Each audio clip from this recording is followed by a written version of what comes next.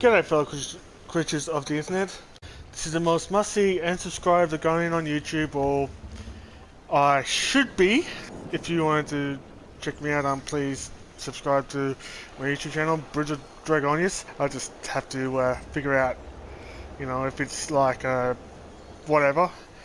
Right here in Western Skyrim, to be more specifically near Solitude, and to be more specifically than that, there's pretty much I'm at the docks, and the reason why I'm here is I'm going to welcome you to, of course, the new area. Once that you got the new DLC chapter of Elder Scrolls Online, or in this case the new DLC, if you have a PS4 that's already out, Greymoor. And the reason why I'm in here is not only that I will do a game review about this DLC and this new storyline, but however, I will show you around what is it all about, some of the environments that you could visit, and of the winter wasteland or whatever that would bring you so much nostalgic if you play Elder Scrolls 5 Skyrim. And not only that, but I will show you why I'm doing it. So even though the world map of the vanilla edition of Elder Scrolls Online already and only have the eastern half of Skyrim, that is the Rift and Eastmarch, this chapter has opened up a whole new area in part of Skyrim in the west, and not just a dungeon like what Bethesda and ZeniMax did with Valkyrie as part of the Horns of the Reach DLC bundle, which I will show you my experience there in one of my future dungeon playthrough videos. Sure, all of Skyrim, that is one, if not the most recognized and iconic land to the Elder Scrolls series of games because of that popularity and constant remakes of Elder Scrolls 5 Skyrim that are released every time a new console is out there since first release on PC, then PlayStation 3 and Xbox 360, and then on Amazon Alexa, and believe it or not, PS4, which is VR compatible, and Xbox One, and even on Nintendo Switch. I'm not surprised, and it's a fact that they're making it on PS5 and the next gen Xbox alongside of ESO with every chapter and bundle on it.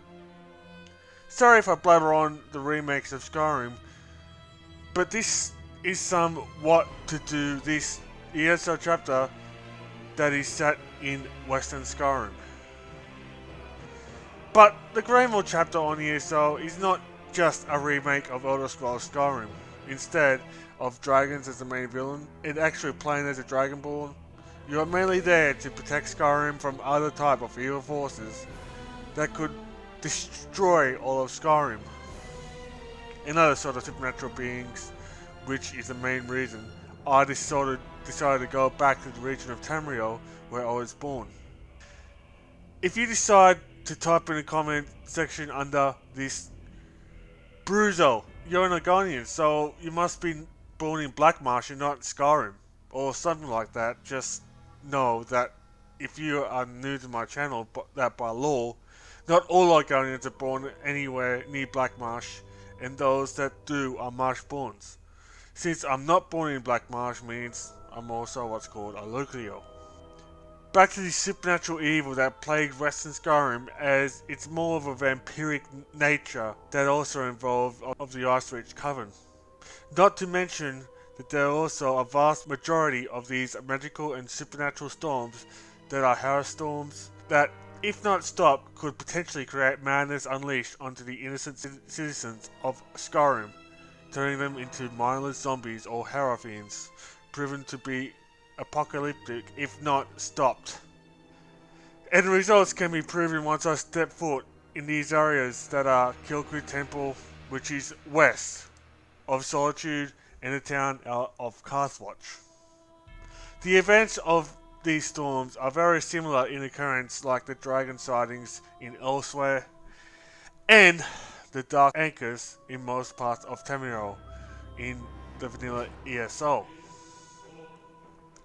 But these hailstorms are not just anything natural that happen normally just by this cold climate of the northwestern part of Skyrim, but also happens underneath Skyrim in the underground cave that is right underneath Western Skyrim, that is itself is but some alien landscape with its own unique diversity of flora and fauna that is also warm and humid, called Blackridge.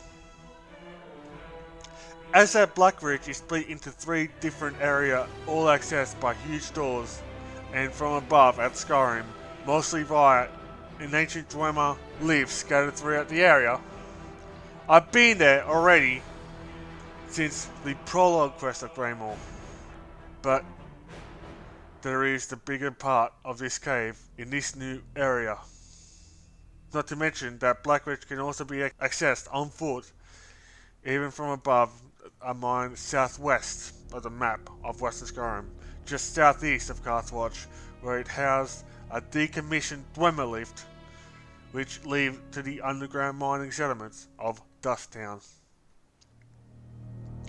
The people I met in Western Skyrim includes, but not limited to, Princess Fana, Lyris Titanborn, who, as you know, is a giant compared to this little old reptilian me, Fenorian, and High King of Western Skyrim, who I find as an abusive father to Princess Fana and more like a dictating tyrant to Western Skyrim, who later ended up becoming the vampire lord High King Fulgrim. At first, I thought he was just a monarch that is compassionate and protective of his daughter, or even overprotective to her and his loyal subjects in the capital, Solitude, in the rest of Western Skyrim, but instead, he didn't only cause the divide between the East and West, and resulting in the Western half to be under the similar rule dictatorship as the North Korean of Nirn and Eastern Skyrim is ironically and therefore South Korea. But later on, I found out that he wasn't really protecting Safana at all, nor any of his loyal subjects, and those that worked for him, including me. In my time there, I found out that I was just used, and same as them for his personal power trip. He just wanted more power for himself and to be worshipped like a god instead of just the High King of Solitude. And to get the godlike ability, he selfishly pledged allegiance to the darkness, also known as the Grey Host, and ended up becoming a vampire lord himself, thus, surprisingly, the main villain of the main quest line that did end up causing a hailstorm right in the middle of the city he once resided in, Solitude, from up underneath. And instead of saving my boss in this Greymoor chapter, as he is, the vampiric form is beyond saving. I even tried reasoning with him about his wrongdoings, but he's too damn selfish, as he's nothing but a man with the mindset of a tyrant. So instead, with the help of Fen and Lyris, and even his own daughter, I confronted him on top of the tower of the wolf, but he ended up having no compassion nor remorse for anyone, even his own daughter, who I think should be the new and rightful queen of Solitude. Fulgrim was just pure evil, and resulted myself and him against each other in a fight to the death that resulted in himself losing his life to the blade of my sword. Other words, I literally killed the former High King of Skyrim. I was angry at the current Prime Minister of Australia, Scott Morrison, for what he did to us during the bushfire disaster we once had here in this land when he ditched us for a non-work related trip to Hawaii, which is unforgivable, but he is not even corrupt and power hungry as Fulgrim. But vampires, blood fiends and terror fiends are not only monsters I ended up fighting in my job of protecting Skyrim in this chapter, but also werewolves, which I was myself. But thanks to the update of ESO, lycanthropy seems to be an illegal ability seen in the eyes of the NPCs, and if you have that ability in some places like Mordor, the innocent citizens are for some reason fearful of you and sometimes become hostile towards you. And I didn't know how they could tell if you are a werewolf, but seeing that without seeing those in their werewolf form, besides the smell. And if you kill the innocent civilians as even means of protecting yourself, that would lead to a bounty on you, and even the guards themselves would make an attempt on your life. So, I had to get rid of my like-hands of being to protect both myself from and the very citizens I was protecting. Thus, I say I am officially no longer a werewolf. And I even have to pay even my funds I had earned for that. Also, there are Foma, or as you know, snowwhells, that are hostile to all people, as well as Acharas that can actually poison you, as well as sea giants. One of them is a world boss that is even so hard to fight that it requires more than 2 to defeat him, to name a few. Also, apart from an enhanced combat system and apparently more added to the vampirism ability, there is one added in the ESL gameplay for us that is new, for us that want to pursue a new side hobby of archaeology called Antiquity, or Scouring, where you can even collect the notes of certain rare items and other collectibles that you can't even buy with your crowns nor earn in group dungeons and other quests, and to do so you need to be in a certain area where these artifacts are documented throughout all of Tamriel, and once you are there, you go to Scry, then click on an item, and you are scrying for as long as you are in the same area as the item, and it starts a series of minigames. First minigame is that you scry out many excavation sites and eliminate as much sites towards the actual site the item is buried in. But you need to eliminate all the vortexes in this minigame in a set number of moves, and those that are left after as set of moves means that there is an extra dig site where the item is nowhere, thus decreasing the odds of getting that item at the first site you go to. Second minigame involves you to pick up what hole the item is in for you to dig, and are represented by squares. If you choose a green square, means you get the right hole to dig, as that item is in that hole that's likely to dig. There have been a series of side quests to take part in, from delves to the 2-part public dungeon that are the Labyrinthian and the frozen tundra of Western Skyrim, and some Dwemer Ruin I find it hard to mention Blackridge underneath. And throughout other parts of the new map from quest givers, there is even an extended retrieval questline I did in favour of the Bard's College that involves searching for stolen musical instruments scattered throughout Western Skyrim and Blackridge, and when completed I get a music box of some sort as the furnishing in one of my homes. Did I mention that there is a backstory as to why I can't set foot in Western Skyrim? Why I compare to the Koreas, Skyrim to the Koreas? It's because of a political conflict between the Jarl of Eastmarch and the former High King of Solitude. I love the new landscape of the 2 new areas this DLC opened up, but what sucks about Greymoor is you still can't be in other areas of Skyrim, like Whiterun, the College of Winterhold, and Markarth.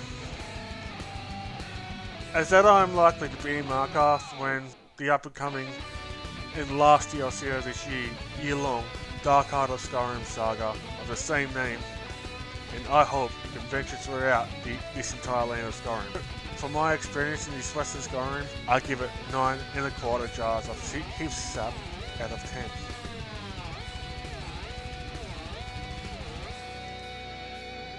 So there you have it.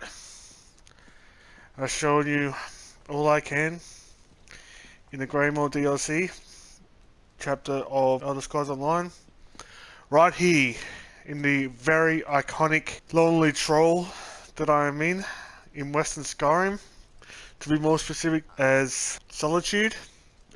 Just emphasis in the world on the word iconic, because you probably would know Solitude from Elder Scrolls 5 if you have played it before, or perhaps played Elder Scrolls. I ended up having to kill High King I can't pronounce the damn name. High King Scroven or whatever his name is, Solvgren or yeah, I can't pronounce his name, but I ended up having to kill him because of his abandonment of Western Skyrim for being just for more power or for immortality to become a vampire. I'm very angry that it ended up happening because I thought that he's supposed to lead Western Skyrim, and especially with this war between the West and East of Skyrim, to be honest. And how can I say? Now, just being an E makes me not bitch about the current Prime Minister of Australia leaving us. I mean, Scott Morrison leaving us in our need of the fire back home in Australia. Because I ended up having to kill Highgrim Spolgren, and hopefully Princess Fana would end up being the queen of this hold anyway. So, enough of me blabbering on. So, the whole Solitude and Western Skyrim is all safe thanks to me, Lyris, and the vampire that is Venorian, the same vampire that I met or helped at in the Unhallowed Grave in the Hellstorm DLC expansion back in Bankerai, and all the others. So I'm just going to end up by saying I hope you do enjoy this review of Greymoor. For more awesome content like this, you know what to do. Make sure that you press the bell icon on the description below if you want to be in the first one to know.